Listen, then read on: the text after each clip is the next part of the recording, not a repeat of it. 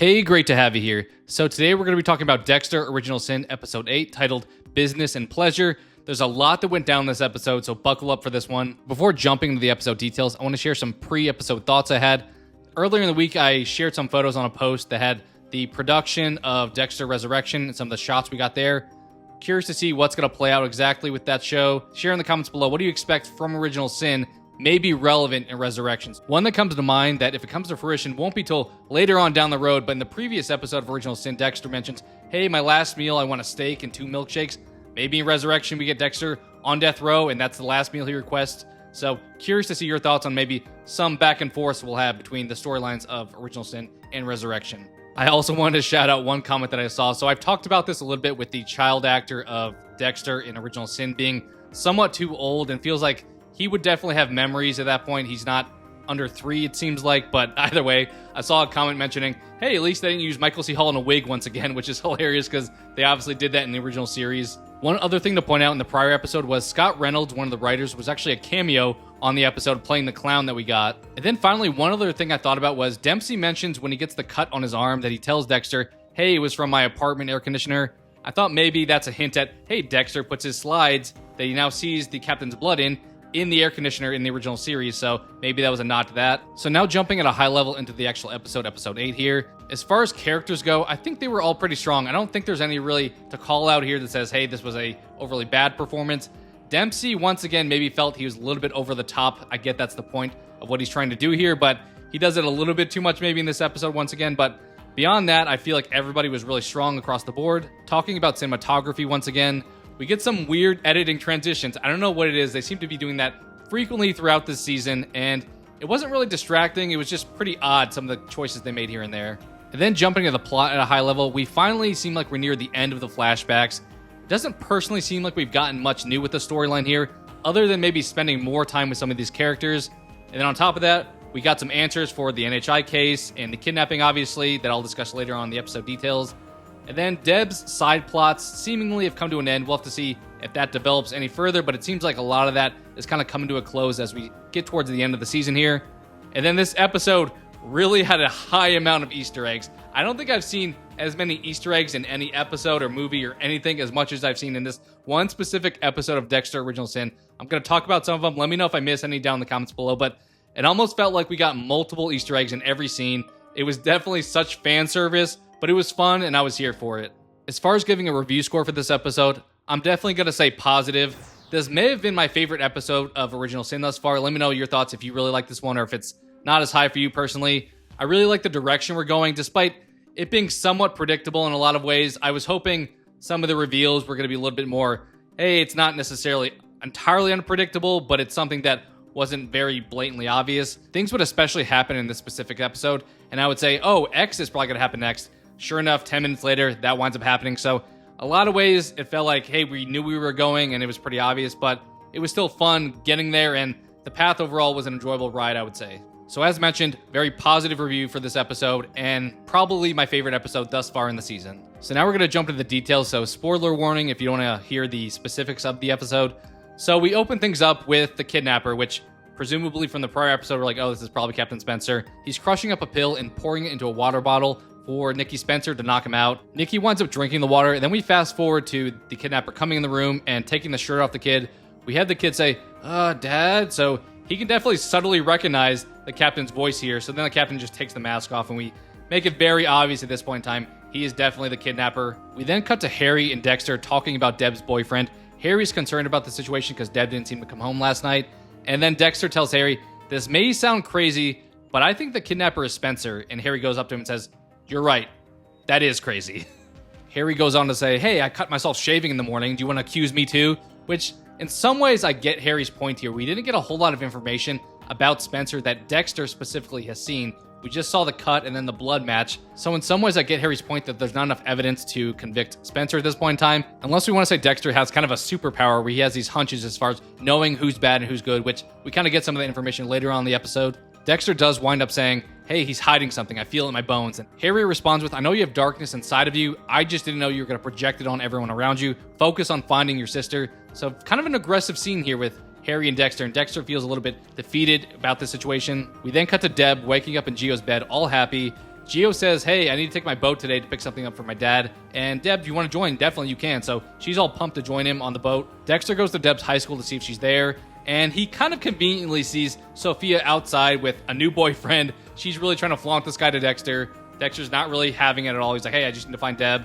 And Sophia does give him a little bit of information, says, hey, his last name is Martino. That's all I know. We then cut to our first big Easter egg of the episode with Harry picking up LaGuerta, and she's kissing some guy, and right away I know who this is. She walks to the car, and she's like, oh, his name is Miguel Prado. She tells Harry he's in law school, he's delusional, he thinks he's going to be the DA someday, which is obviously funny because that's what Miguel winds up becoming. We then continue on with Harry and Maria, and they're definitely becoming more connected here. We have Harry mention, hey, why would the suspect drive from Tampa to Miami to commit 3 different murders? Maria's like, hey, murder vacation? I don't know. Harry really warms up to LaGuerta here. He tells her about the drama that he's having with Deb and his wife dying. She also shares some personal stories of her own. We get a bunch of really weird camera angles for this scene. We have like a bunch of different mirrors we're watching the scene from. It's like the rear view mirror, the outside mirror. It's like all kinds of stuff as far as camera angles for this specific scene. We then cut to a flashback of Harry and Laura in a park, and they're sitting on a bench kind of opposite from each other and talking with one another still. Laura mentions to Harry, there's a shipment of cocaine coming tomorrow, and Harry's like, okay, this is it, we'll be good to go. And then we have Dexter run up to Harry and really want to engage with him, and Harry's like, okay, runs over with Dexter to the swings where Brian's at, and then unknowingly we have Jimenez with binoculars watching the entire situation. So he's aware that Laura's an informant and her cover's entirely blown here. I know he's a kid, so I don't know if we really want to say this, but technically Dexter's kind of responsible for the situation because he's the one that really blew the cover in front of Jimenez there. We then cut back to Miami Metro where we have the captain talking to Batista and Bobby and really pushing for them to go after the cartels. So this is one of those examples where it's really setting something up that we kind of know where this is headed, where the captain is going to be framing the cartel for the kidnapping, which I know in my prediction video I talked about, hey, it'd be interesting if you had the cartel tied into this because the finger cutting off situation matched. But it kind of seems like the captain just tried to mimic that. He realized the cartel liked to do that, so he's like, let me do this, and then entirely blame it on them. Separately in Miami Metro, we have Dexter, who's researching Gio. He winds up getting an address after seeing Gio's in the system for some small crimes. We have Dexter talking to Camilla as well, and she once again mentions, hey Dexter, you can borrow my boat whenever, also setting up a future event in the episode. At the same time, we have Tanya come up to Dexter and tell him that, hey, the captain's really proud of the work you've done. He wants you to review the blood on some old cold cases we have, which Dexter realizes, hey, this is to distract me from thinking that you're the kidnapper ultimately. The captain then leaves, and Dexter winds up following him in his truck. It feels pretty obvious here. Someone in law enforcement would probably realize you're being followed, especially by this massive truck that Dexter's driving in. We then have a quick scene with Deb and Gio on his boat, and somewhere Deb got a bathing suit, so I don't know if he bought it for her, but either way, they're celebrating on the boat and going to pick up the shipment for his father. We then cut back to Maria and Harry at the suspect's apartment in Tampa, and it seems like his apartment has already been turned into a crime scene. We then quickly cut back to Dexter following the captain, and we see the captain give a bag and some money to somebody, and Dexter has to make the choice, follow the captain or follow the car that has the new bag in it. And Dexter decides, hey, I'm going to follow the guy with the bag. The guy stops at some house, and here's the part that felt pretty obvious to me that we were setting up something that was going to happen later on in the episode. The guy walks out, brings the bag in with him that he hides in his shirt, and then we see a gnome also on the lawn, so that's going to be fitting for later on as well. The guy goes to the door, gets let in the house, and they don't show us what happens here, but it seems pretty obvious at this point in time that he had the shirt from the kid that the captain gave him, and he's buying drugs from the cartel. While there, he's just going to leave the shirt and then ultimately leave, which leaves the evidence incriminating the cartel for the crime for the kidnapping of the captain's son. After this, we have Dexter call Harry, and we have Dexter on a payphone and Harry on a car phone, so definitely dating the situation a bit here. And Harry's just yelling at Dexter because he's following Spencer and trying to give Harry the hints, hey, this seems like a bad situation. Harry's yelling at him saying, find your sister. Back with Harry, we have the Tampa police show up, and they help go into the apartment of the suspect. Turns out, Petrie, the suspect's name, his body was found, I think, weeks ago, so it couldn't be him. Blunt force trauma to the head is what killed him. The Tampa police give some backstory on Petrie. They mention he worked at a mental hospital. Immediately when they say that, I'm thinking, oh, this is going to be a Brian situation for sure. A lot of people have been suspecting Brian for the NHI murders, so kudos to you for calling that one out. I knew he wouldn't be involved with the kidnapping. The NHI stuff, I feel like he's going to have to get away with it, obviously, so you're going to have him here and then ultimately not close that case out, which I guess is possible because we have a lot of cold cases that don't get solved with Miami. But either way, immediately I'm thinking Brian when we hear the mental hospital thing. Right after that, it definitely hammers that point home where we see the killer probably ripped out the upcoming schedule of Petrie's, so it seems likely they're a former patient of Petrie's, which definitely makes sense for Brian being a mental patient. We then cut to a flashback of Brian, of course, so kind of a transition there being like, hey, I think it's Brian, and then, hey, scene with Brian, and he's painting Laura's nails multiple colors, once again giving us an Easter egg of him being the ice truck killer and doing that in the original series with Dexter. So love to see those Easter eggs thrown throughout this entire episode. We have a couple guys busted in. They grab Laura and the kids. Brian tries to stab one. I think Laura hits someone over the head with a pot, and then Jimenez pulls a gun out. So clearly they're being kidnapped at this point.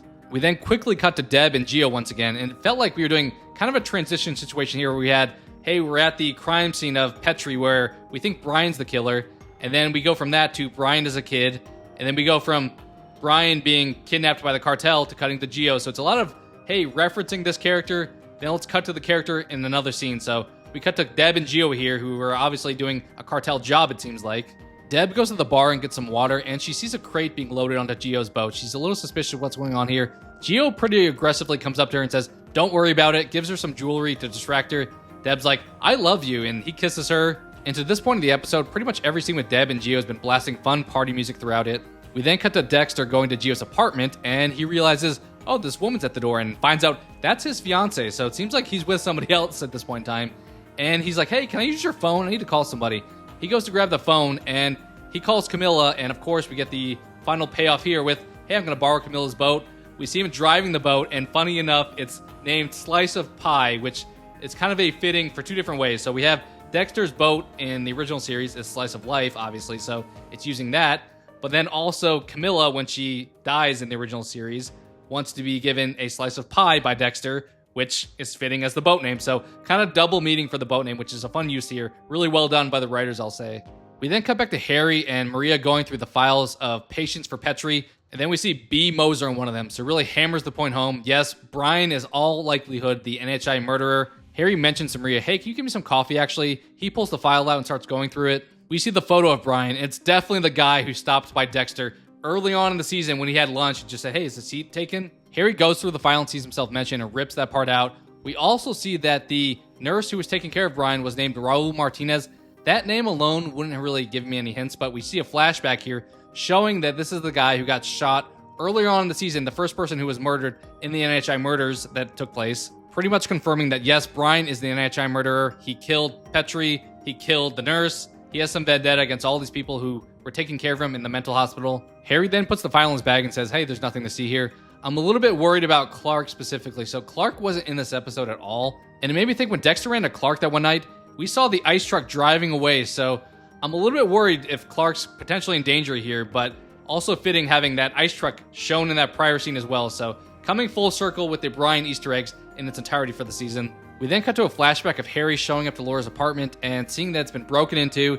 And then we cut over to Laura, who's in the shipping container with her kids just crying there. Unfortunately, we know the direction they're going there for her fate. We then cut back to Gio and Deb, and Gio runs off to the bathroom. Deb's like, hey, I'm going to go get my jacket from the boat. She goes in there and she sees some stuff. Gio shows up then and there and starts yelling at her and says, hey, I told you to leave this stuff alone. We were supposed to just have a good time. You ruined everything. He just takes off and leaves her there on the island by herself. We then cut to that night and Deb's on the beach by herself, and sure enough, Dexter shows up to save the day. He tells her about Gio's fiance. They wind up hugging each other, embracing each other, and then ultimately heading home.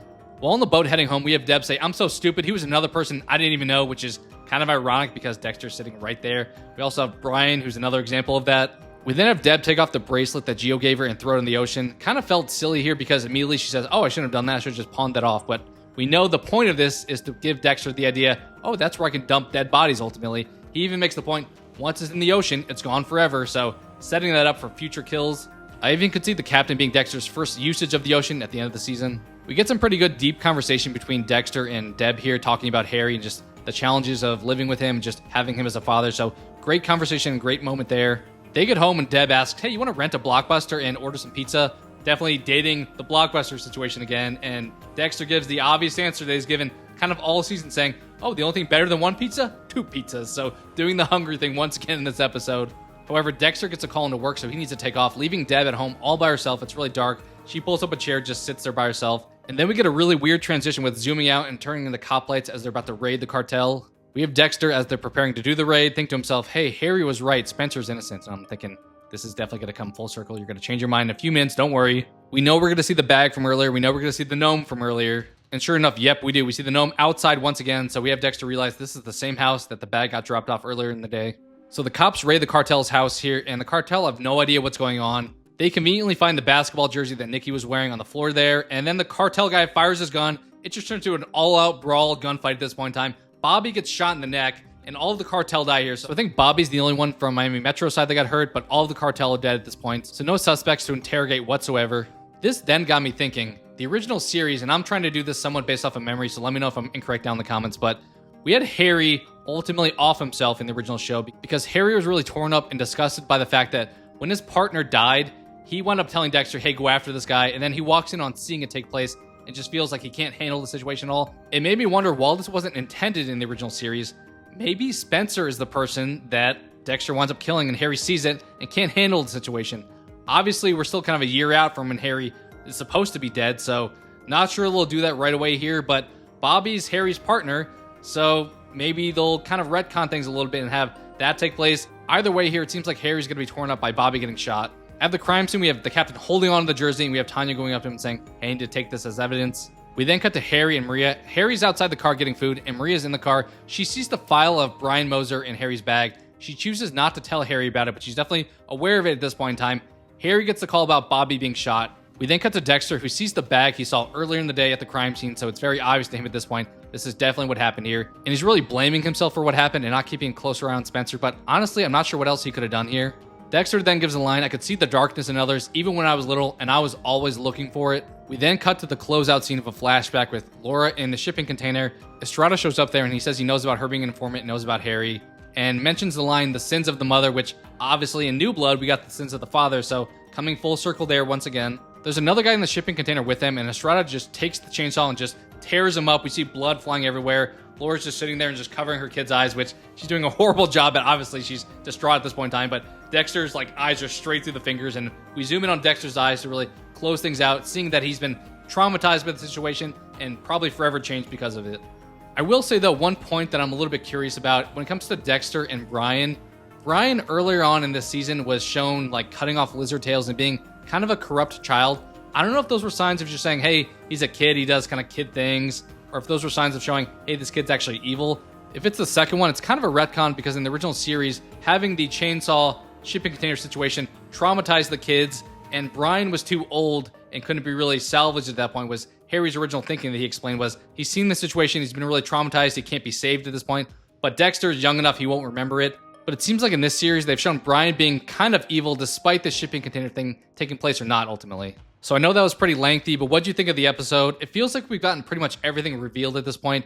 We'll have to see what happens with Spencer. That's kind of the big one. Then obviously, I'm assuming Brian doesn't get caught because 10 years passed and he's still doing things. I don't know if they could have him get caught and get let go ultimately, but I'm presuming he doesn't get caught for the NHI stuff. Do you expect we're going to get any scenes of Brian? Obviously, we had the one earlier with him at the restaurant, and we've now seen his face in the shots of the medical facility. So is it seeming like, hey, we're going to see Brian specifically in some scene in the season? Maybe. What are your thoughts on what's going to happen with some of these other characters? Somebody like Tanya, it really hasn't really developed. I'm hoping something happens there. We can kind of go multiple directions with her character arc. We can have her be bad ultimately, be a victim, or just never have done anything, just be a kind of famous actor in the show. Hoping we don't do the last one because it seems like kind of silly to do that.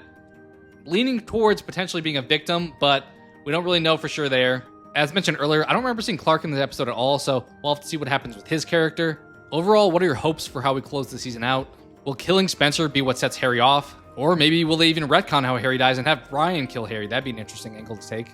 I've enjoyed going on this Dexter ride with you guys and look forward to continuing the discussion and theories down in the comments below. Thank you so much for watching, and hope to talk to you again soon.